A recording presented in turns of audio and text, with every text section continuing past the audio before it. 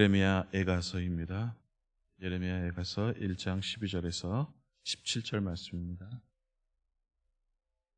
구약성경 예레미야 애가 1장 12절에서 17절 말씀, 우리 한 목소리로 같이 읽도록 하겠습니다. 12절입니다.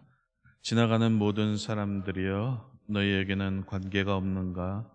나의 고통과 같은 고통이 있는가 볼지어다. 여호와께서 그의 진노하신 날에 나를 괴롭게 하신 것이로다.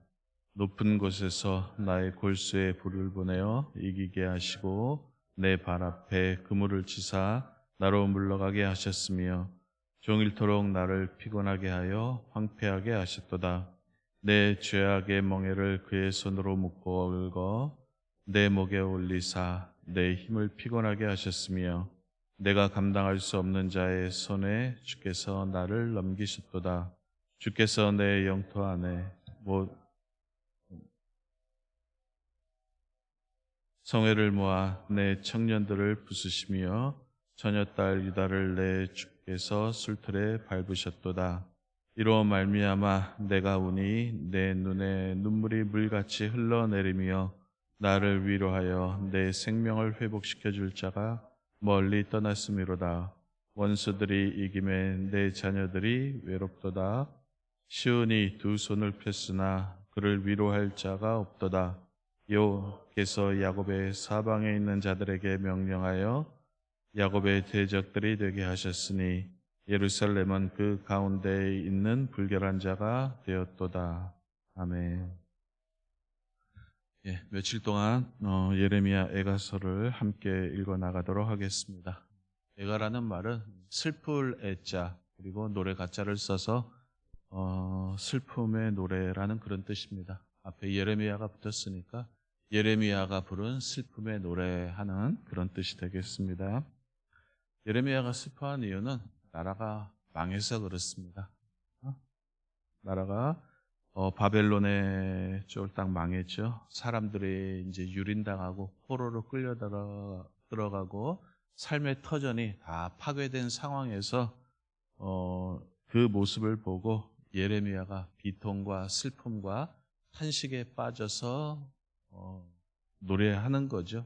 그래서 이 예레미야 애가서를 처음부터 쭉 끝까지 쭉 읽어보면은 그 느낌이 시로 적혔으니까 그 느낌이 굉장히 탄식과 비탄과 슬픔과 비애 이런 그런 느낌, 그런 정조로 처음부터 끝까지 이렇게 쭉 흐르고 있습니다.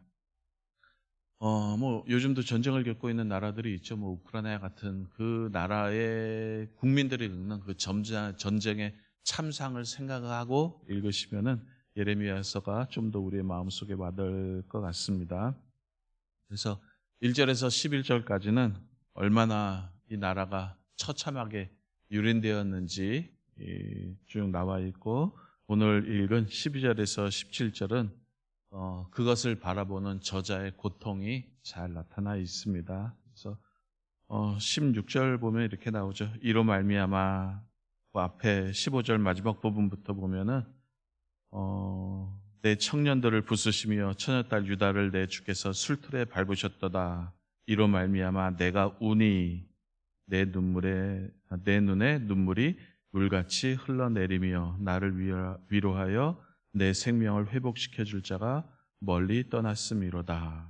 그래서 눈물 이런 단어가 눈물이 물같이 흘러내리며 그런 표현들이 나오는데 이게 바로 이제 애가라는 그런 뜻이 되겠습니다.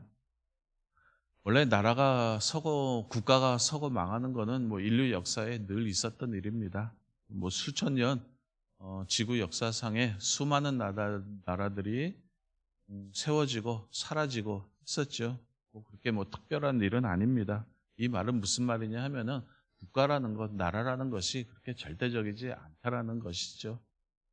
옛날에 로마도 그랬고 그 전에 페르시아, 그리스, 이집트 이런 나라들, 요즘 같으면 미국이나 중국 같은 나라들도 패권을 차지하려고 서로 경쟁하고 있는데 우리나라도 그렇습니다. 이 국가라는 게 절대적이지가 않습니다. 흥할 때도 있고 망할 때도 있고 없어서 사라질 때도 있고 이런 부지기수로 있는 일이죠. 오늘 본문에 나타나는 유다도 그렇죠. 유다도 망했죠. 신흥 강국인 바벨론에 의해서 이제 망하게 됐습니다. 유다가 망한 이유는 간단합니다. 나라가 망하는 이유는 힘이 없었습니다. 국제적인 역학관계에 있어서 우리나라가 다른 나라보다 힘이 없으면은 그 나라는 망하게 되어 있죠. 오늘 읽은 유다도 그렇고 그 전에 있었던 북이스라엘도 그렇고 쉽게 얘기하면은 그 나라에 힘이 없어서 그 나라보다 더 강한 나라가 있기 때문에 군사적으로 패한 거죠. 그래서 나라가 망하게 됩니다. 이거는 힘의 논리가 지배하는 이 세상의 관점에서 봤어도 정확한 거죠. 그죠? 힘이 없으면 지는 거는 마찬가지고. 그러면서 이 본문을 읽으면서 우리도 힘을 길러야 된다. 군사 강국이 되고 경제 대국이 되어야 된다. 이렇게 설교를 하시면 안 됩니다. 적어도 교회에서는 그렇게 설교를 하시면 안 되죠. 이 나라가 이제 풍전등화에 있고 멸망이 한순간에 멸망하는 건 아니지 않습니까? 그 전부터 이제 징조가 쭉 있기 시작을 하는데 그때마다 이제 선지자들이 나타나서 외치게 되죠. 예레미야도 나라가 망하기 일보 직전에 하나님 앞에 쓰인 선지자인데 이 앞에 이제 예레미야 애가서 바로 전에 보면 예레미야서가 나오는데 이 예레미야는 바벨론과 화친을 외쳤죠. 바벨론과 화친을 맺어야 된다. 그래야지만 우리나라가 망하지 않고 보존할 수 있다. 이것이 바로 하나님의 뜻이다 라고 예레미야는 바벨론과 친해야 될 것을 주장을 했고 또 예레미야와 반대편에서 다른 선지자들은 아니다. 이 나라는 하나님께서 지켜주시고 보호해 주시는 그런 나라들이다. 저런 악의 무리에 대항해서 우리는 저항을 해야 된다. 바벨론에 맞서야 된다.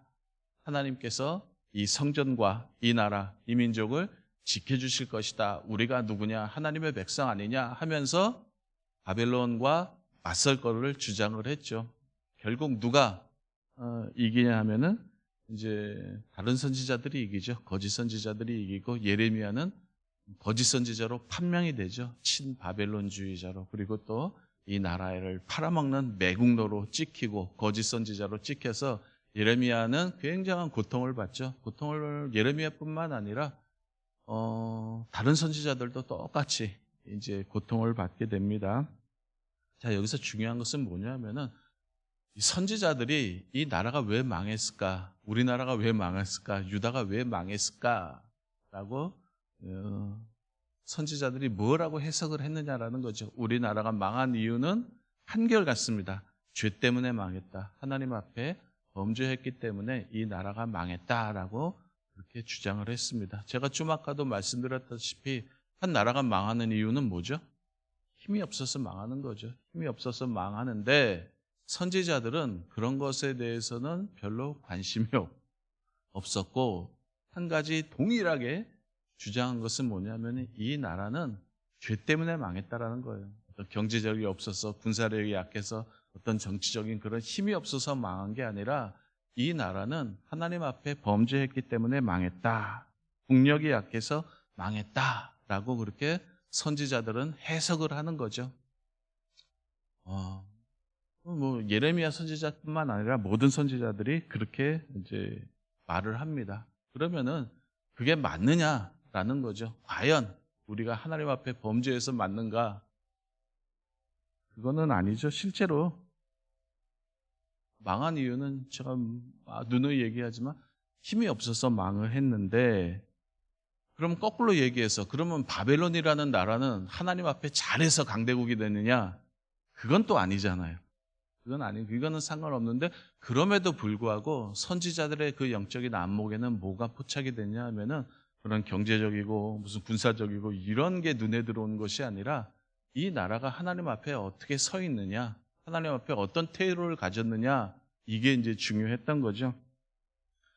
그래서 우리가 성경을 볼 때마다 늘 생각해야 될 것이 뭐냐면 이 이스라엘이라는 나라하고 우리 일반 나라들하고 같이 똑같은 차원에서 생각을 하면 안 됩니다. 이 이스라엘이라는 나라는요, 굉장히 특수한 나라입니다. 이 어떤 나라냐 하면은 세상의 나라들은 자연 발생적으로 생깁니다. 어떤 지역이나 혈연에 의해서 이제 서로 처음에는 그렇게 나라가 생기지 않습니까? 우리나라도 옛날에 고조선부터 보면은 부족이잖아요. 혈연으로 이어진 부족으로부터 이제 점점 점령해 나가면서 커지게 됩니다. 이렇게 해서 세상의 모든 나라들은 이런 혈연, 지연 뭐 이런 것들을 통해서 자연 발생적으로 생기지만 이 이스라엘이라는 나라는요, 굉장히 특수한 나라입니다. 어떻게 해서 생기냐 하면은 하나님과 계약을 맺어서 생긴 나라입니다. 이 나라는요.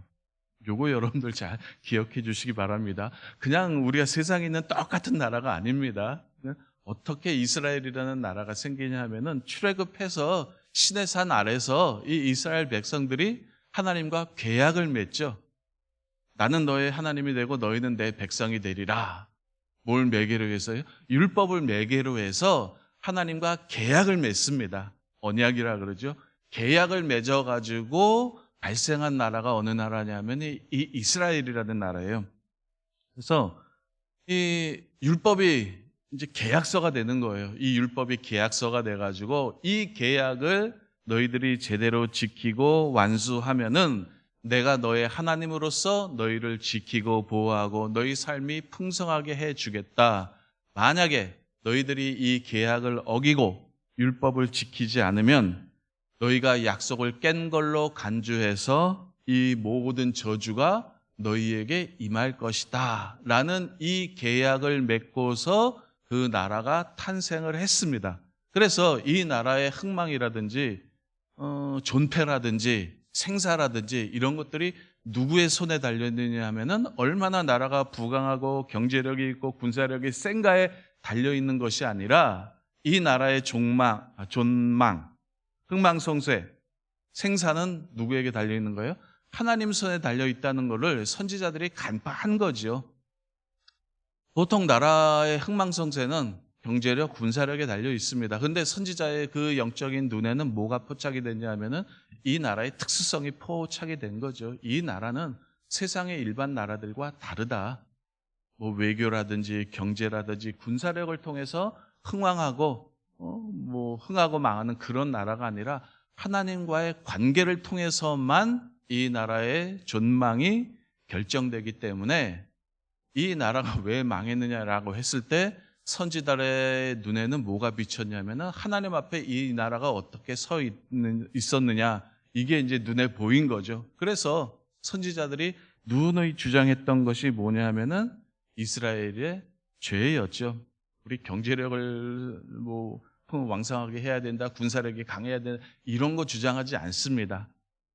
선지자들의 외침을 보면은 이 나라의 흥망성쇠는 존폐는 하나님 손에 달려있고 하나님 앞에서 우리가 어떤 태도로 하나님과의 그 율법과의 관계를 어떻게 맺느냐에 따라서 이 나라는 운명이 달려있다라고 이제 계속 주장을 했던 거죠. 그래서 이스라엘의 죄가 뭐냐면은 이 하나님을 믿지 못한 거였죠. 하나님의 인도, 보호를 믿지를 못했습니다. 왜냐하면은 이게 눈에 안 보이거든요. 우리 사실 그렇지 않습니까? 우리도 하나님을 믿고 열심히 하나님을 섬긴다고 하지만 첫째는 하나님의 손길이 눈에 보이지 않습니다. 그죠? 우리 같은 이 범인들의 평범한 사람들의 눈에는 하나님의 인도하심의 손길이 보이지를 않습니다. 뭐 우리뿐만 아니라 구약의 이스라엘 성도들이 왜 그렇게 선지자들이 이렇게 출중한 선지자들이 나타났음에도 불구하고 왜 그렇게 하나님의 말씀을 안 들었느냐, 율법을 어겼느냐라고 했을 때 하나님의 인도, 보호가 눈에 보이지 않았죠. 눈에 보이는 보장이 없었습니다. 그런데 옆 나라들을 보면 어때요? 굉장히 잘 살죠. 강하고 잘 살립니다. 그래서 시스템을 도입하고 저기는 저런 신들을 섬기니까 잘 사나 보다, 강한 국가가 되었나 보다 해서 그들의 이방신도 도입을 하죠. 그래서 구약에서 말하는 이방신이라는 것은 어떤 정신적인 체계예요. 어떤 사상 체계, 정신세계, 이데올로기 이런 것들이 이제 이방신들인데 그런 것들을 이제 계속 도입을 합니다. 그럼에도 불구하고 선지자들은 한결같이 그게 아니다. 생명의 근원은 경제력에 있는 것도 아니고 군사적으로 강해서 그런 것도 아니고 생명의 근원은 하나님께 있다. 풍요의 원천, 삶의 근원은 하나님께 있으니까 하나님께로 돌아가라. 율법으로 돌아가라 라고 누누이 외쳤던 거죠. 그런데 이 말이 씨알이 안 먹혔습니다. 이 말이 전혀 씨알이 안 먹히고 사람들은 주변의 그 힘센 힘의 원리, 힘의 논리를 따라가기 시작을 했죠. 오늘날도 마찬가지입니다. 오늘날 교회도 마찬가지죠. 교회도 자연 발생적인 그런 조직은 아닙니다. 여러분들이 뭐 오고 싶어서 오고 뭐 말고 싶어서 말고 하는 그런 단체, 그런 조직은 사실은 아니죠. 겉으로 볼 때는 그럴지 모르지만 사실은 예수 그리스도의 피로 말미암아 다 계약을 맺고 하나님과 언약을 맺고 예수 그리스도를 통해 계약을 맺고 이곳에 모인 것이죠. 그냥 온 거 아닙니다. 그냥 온 게 아니라 우리도 언약 백성이라 그러잖아요. 그죠? 하나님과 계약을 맺고 언약을 맺고 이 자리에 앉아 있는 거죠. 그런데 우리들의 모습을 보면은 겉으로는 신앙주의, 믿음, 뭐 순수한 뭐 신앙 뭐 그런 거를 표방을 하지만 사실 우리 내면으로는 천박한 자본주의, 승리주의, 성공주의로 꽉 차 있습니다. 하나님의 목적이 아니죠. 하나님을 도구로 삼아서 얼마나 내가 이 땅에서 성공하고 승리하고 남부럽지 않은 떳떳한 모습을 보일 것인가. 이것이 우리의 내면의 모습은 아닌지 다시 한번 우리가 선지서들 예레미야서 애가 읽으면서 한번 살펴보시기를 바랍니다. 더 큰 문제는 뭐냐면은 내가 변질되고 오염되었다는 그 사실 자체, 교회가 오염됐다는 것, 변질됐다는 것, 이 사실 자체를 인지 못하는 것이 더 큰 문제죠. 중병이 들었어도 나는 건강해, 우리 교회는 잘 나가, 이런 것들이 이제 문제가 되는 거죠. 우리가 이제 선지서를 쭉 읽어 나가면서 옛날 얘기로 치부하지 마시고 교회에 대한 얘기예요. 교회에 대한 얘기고 나에 대한 얘기, 우리에 대한 얘기라는 것을 늘 기억하면서 오늘날 나와 교회가 어떠한지 말씀 앞에서 냉정하게 성찰하시기를 바랍니다. 이제 쭉 예레미야서를 읽으면서 우리의 모습을 냉정하게 성찰해서 하나님 앞에 온전히 서는 그런 저와 여러분들 되시기를, 저희 교회가 될 수 있기를 주님의 이름으로 바랍니다. 자, 우리 함께 기도할 때 우리 들은 말씀 놓고 하나님, 우리의 영혼의 눈을 열어주셔서 우리의 모습을 보게 하여 주옵소서. 우리 말씀 생각하면서 우리 한 목소리로 같이 기도합니다. 주여!